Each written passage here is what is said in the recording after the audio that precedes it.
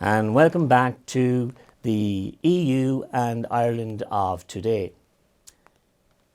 In part 1 we looked at the EU and Ireland of yesterday, and in part 3 we'll be looking at the EU and Ireland of tomorrow. But when we joined the EEC in 1973, there was a couple of things that would have concern to the European Union. We had inequality in the workplace where the men were still receiving more pay than the ladies, and also we had this system whereby when you got married, the female had to resign her job in the public service. We also had the economic problems. We were very inextricably linked to the UK. We now had to look at ways that we could broaden our horizons and look into Europe for more business. Also, we had the problem with immigration. Ireland in the 50s and 70s had mass immigration. Now we had to look at the fact that we were going to have people from other European countries coming here. Okay, they came here to work. Before we start the programme, here is the Department of Foreign Affairs take on the European Union and the benefits it has had to Ireland.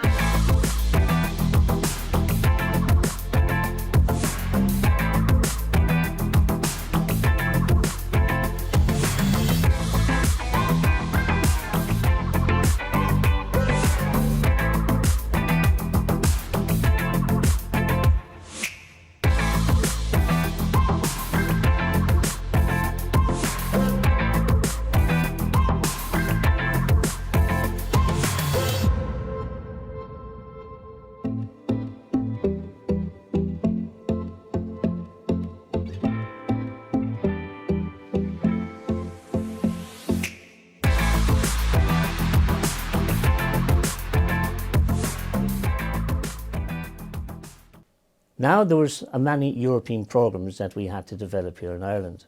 One such programme was in fact the resettlement programme. This is where we would now take in people from foreign countries that had to leave under persecution. This also included a family resettlement programme. In Kilkenny, the TYI Community Group worked closely with members of those communities. Here is an example of a young gentleman who came to Ireland under the family resettlement programme with no English, and this year graduated with a master's degree in engineering from Carlow IT. UNHCR, they had a program of family resettlement to another country, and my dad was one of the candidates that was brought to Ireland through those program. And then because some of his family was still in the refugee camp, he decided that he wants a reunion with his family. So that's where the process went on, and then he was reunited with his children. In 1972, Ireland was one of the poorest countries in Europe. We were not just classed as an island. We were an island off the mainland of Europe. Sean Lemass always saw Ireland's future at the heart of Europe. So when we joined the EEC, we now had to reap the benefits, and we did. If you ask anybody here in Ireland what's the most noticeable difference, they will always talk about infrastructure. But there was many, many more. There was education. And here is Sean Butler once again to tell you about the benefits he received from education and the EU. These exchange programs through colleges where and unfortunately the United Kingdom has left, but like we see our kids now and they see nothing with going to Madrid, to going to Paris, to go to college and coming over and back. I went to college in Carlow, which is now University of the South East, and we had students coming from as far away as Athens. Right. And some of our students were going to, say, Le Havre in France. And it's that cultural dynamic that brings, that you're no longer, you're gone outside the parish, is what I would always say. You're now working on a parish that's the size of Europe. The programme that Sean was talking about there is the Erasmus programme that we would have had for students in Europe. Erasmus has been a massive benefit to Ireland. We often hear people say, let's not deal with Erasmus, let's not use the Erasmus money. Where would it come from if we didn't? Where would these students get the benefits of studying abroad, and where would our students get the opportunity to go visit other countries abroad? Get students to come here to Ireland. Here is Deirdre Finlay from Largos, and she will explain the benefits of the Erasmus Plus.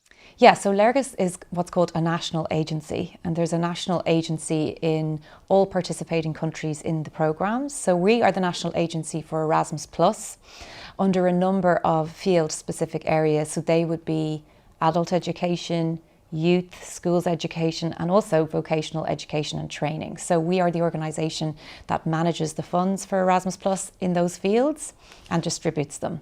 But we also are the managing agency or national agency for the European Solidarity Corps, which is another programme of the European Union that enables young people to volunteer and travel. So overall, Ireland has benefited massively from the joining the EEC and eventually becoming the European Union.